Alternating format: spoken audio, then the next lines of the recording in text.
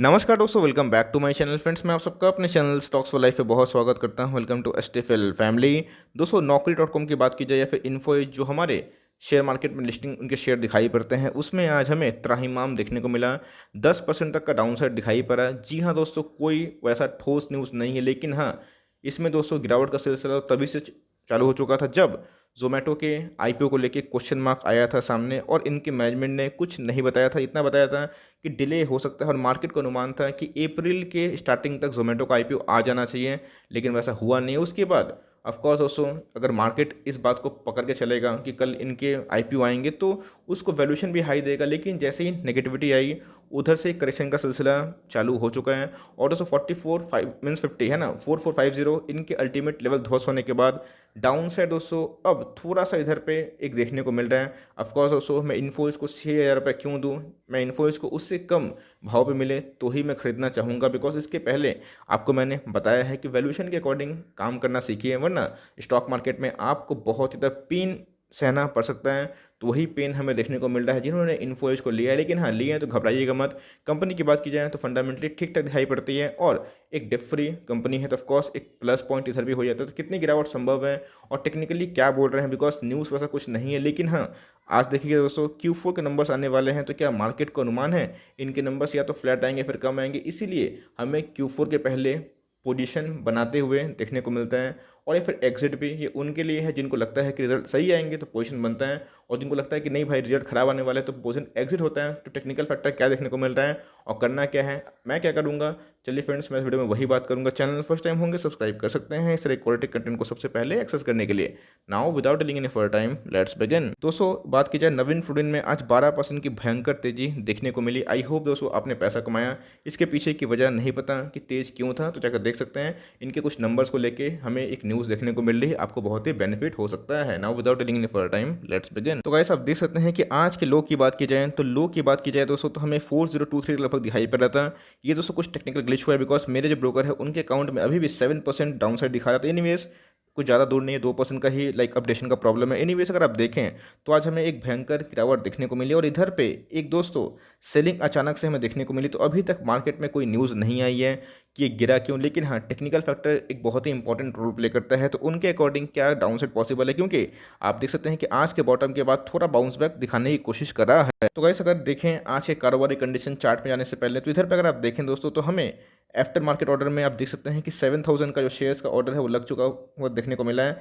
आज के शेयर जो ट्रेड हुए हैं वो 5 लाख के ऊपर देखने को मिल रहे हैं, और 2 लाख से ऊपर मीन्स 2,12,000 ये शेयर दोस्तों डिलीवरीज लिए गए हैं। मीन्स 40% का हमें डिलीवरीज आज के दिन देखने को मिल रहा है, जो बहुत ही अच्छी बात है। मतलब इस गिरावट में भी लोग दोस्तों थोड़ा सा अच्छा खासा फील कर रहे हैं कि चलो इसमें डिलीवरीज ले ली जाए।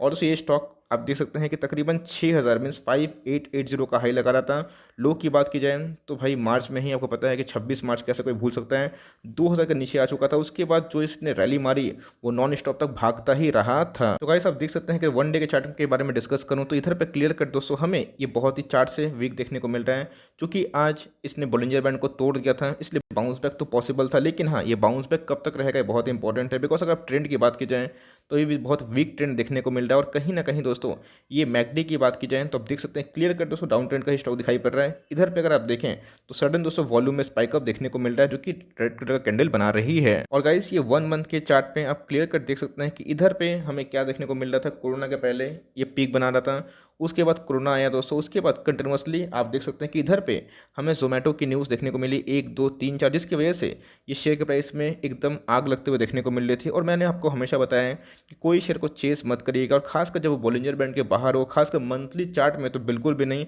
और आप देख सकते हैं कि मैंने आपको सिखाया भी है कि कोई भी स्टॉक से जितना ही पावरफुल क्यों ना हो, लेकिन उसको आना है बॉलिंजर बैंड के अंदर। तो अगर आप देखें रफली तो हमें फर्स्ट फेज जो करेक्शन का था 14% उसने दिया, उसके बाद 23% उसने दिया as per the Fibonacci retracement. लेकिन हाँ, उसके बाद दोस्तों जो गिरावट है वो इंटेंस हो गई। अभी की बात की जाए तो एग्जैक्टली दोस्तों आप देख सकते हैं क्लियर कट जैसे ही जोमेटो का जो न्यूज़ था वो कंफर्म होता हुआ देखने को नहीं मिला। एकदम इसमें सेंटिमेंटल ड्रॉबैक देखने को मिल रहा है डाउन साइड। तो कितना गिरेगा ये सबसे इंपॉर्टेंट है, लेकिन उससे पहले इनके वैल्यूएशंस कैसे हैं, और अगर मुझे लेना हुआ तो मैं कौन से प्राइस में लेने के लिए इच्छुक हूँ दोस्तों, मैं उसको भी एक बार डिस्कस कर लेते हैं। तो गाइस, हमें आज 7% की गिरावट देखने को मिल रही है। जैसे मैं बताया कि 4,000 का लो अराउंड देखने को मिल रहा था, उसके बाद एक साइकोलॉजिकल जो सपोर्ट था, उसके बाद बाउंस बैक मारा। अगर आप देखें मार्केट कैप 53,000 करोड़ की मार्केट कैप दिखाई पड़ती है। और देखिएगा फ्रेंड्स, तो ध्यान दीजिएगा 79 का पी है और इनके पी 200 के ऊपर दिखाई पड़ते हैं। यस दोस्तों, स्टैंडर्ड की बात बोल रहा हूँ।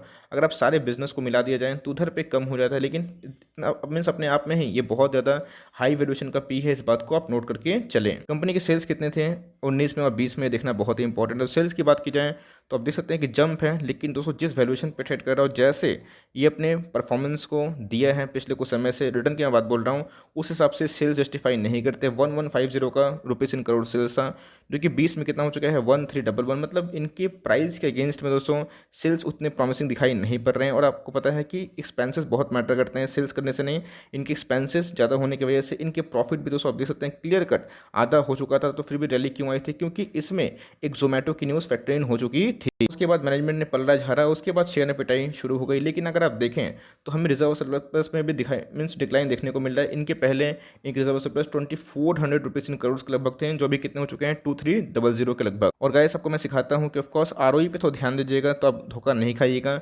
यस, स्टॉक में दम है, ऐसा मैं क्यों बोल रहा बताता हूँ। लेकिन उससे पहले अगर आप देखें तो नेगेटिव में आरओई देखने को मिल रहा था। 2019 से 2020 की बात की जाए नेगेटिव में आ चुका था।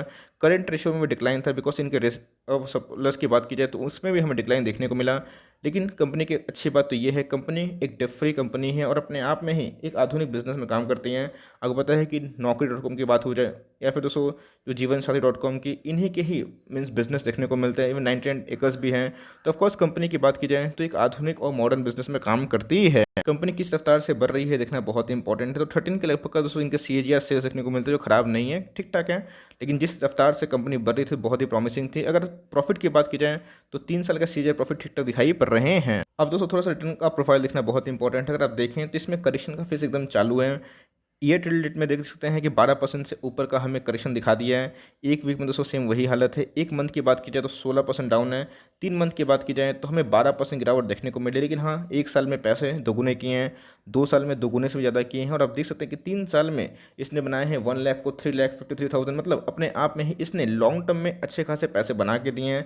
लेकिन दोस्तों जब भी एक स्टॉक का ट्रेंड चेंज होता है तो ऑफकोर्स वो थोड़ा सा करेक्शन फेज में आ जाता है। तो गाइस आप देख सकते हैं कि मैं इसको वीकली चार्ट में समझाने की कोशिश करूंगा, बिकॉज मंथली चार्ट बहुत लॉन्ग टर्म के लिए होता है और आप 1 डे चार्ट में उतना शॉर्ट टर्म में समझ नहीं पाएंगे जो वोलेटाइल मूवमेंट होता है। लेकिन 1 वीक में थोड़ा आइडल में दिखाई पड़ता है। तो आप देख सकते हैं क्लियर कट इसने रिएक्शन दिया था अपने प्राइस के बाद। उसके बाद ये क्या कर रहा है, एक रेंज बाउंड देखने को मिल रहा है। अगर दोस्तों ध्यान रखिएगा, कंपनी बुरी नहीं है, लेकिन वैल्यूएशन मैटर बहुत ही हाई हो चुकी थी और इसकी वजह से हमें एक क्या हुआ था, ड्रॉबैक डाउन साइड वो पॉसिबल थी और वो ज़्यादा ही होते हुए देखने को मिली थी।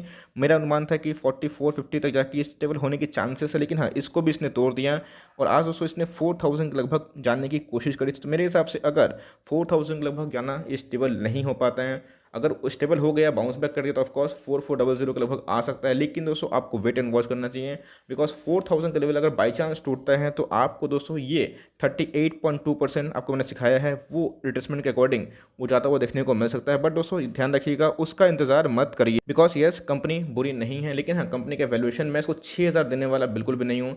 अगर मुझे 6000 का स्टॉक, अच्छा स्टॉक, डिफरी कंपनी, नई कंपनी टाइप अगर आप देखें तो वो अगर मुझे 2000 डिस्काउंट में मिल रहा है तो मैं इंटरेस्टेड हूँ। लेकिन हाँ, मैं इसको ऑल टाइम लेने पे इंटरेस्टेड नहीं हूँ। तो अगर आप नहीं ली हैं, फ्रेश एंट्री बनाना चाहते हैं, तो मुझे लगता नहीं कि 4100 4200 आपके लिए ख़राब लेवल है एंट्री के लिए। पोजीशन बनाए हुए हैं तो आपको होल्ड एंड कंटिन्यू करना चाहिए। अगर आप चाहते हैं एवरेज करना, थोड़ा सा वेट एंड वॉच करिए। अगर आप लिए हैं तो, क्योंकि अगर 4000 के लेवल टूटता है तो 36-3700 आ सकता है। ध्यान दीजिएगा फ्रेंड्स, मैं पॉसिबिलिटी की बात कर रहा हूँ, कोई भी तरह का चैलेंज नहीं है। बिकॉज एक सपोर्ट रेजिस्टेंस बहुत मैटर करता है। उसके पहले ही बाउंस बैक कर दिया तो भाई कुछ भी हो सकता है। लेकिन हाँ, अगर 4000 सस्टेन नहीं कर पाता है तो एग्जैक्टली दोस्तों 3700 हमें ज़रूर देखने को मिलने की उम्मीद है। तो अगर आपको SIP करना है, बिकॉज स्टॉक करेक्ट हो चुका है फॉर लॉन्ग टर्म के लिए, आने वाले 1 साल 2 साल के लिए, तो आप चाहे तो SIP कर सकते हैं। और बल्क निवेश के लिए थोड़ा सा इंतजार करिए, बिकॉज बल्क निवेश मेरी राय यही होगी, मेरा दोस्तों सलाह यही होगा कि कभी आपको 3600 का लेवल मिले, मीन 3600 3700 वही बल्क निवेश का आइडियल पोजीशन होगा। तब आपको MOS मिलेगी, मार्जिन ऑफ सेफ्टी, जहाँ खोने के लिए बहुत कम पॉसिबिलिटी रहेगी और पाने के लिए बहुत कुछ। लेकिन हाँ, फ्रेश एंट्री चाहें तो ले सकते हैं। ये उनके लिए दोस्तों जिनको कंपनी पसंद है, और मुझे भी अब कंपनी थोड़ा सा अट्रैक्टिव दिखाई पड़ रही है। बिकॉज हाँ दोस्तों, कंडीशन के अकॉर्डिंग ही अपना स्टेटमेंट को भी पलटना पड़ता है।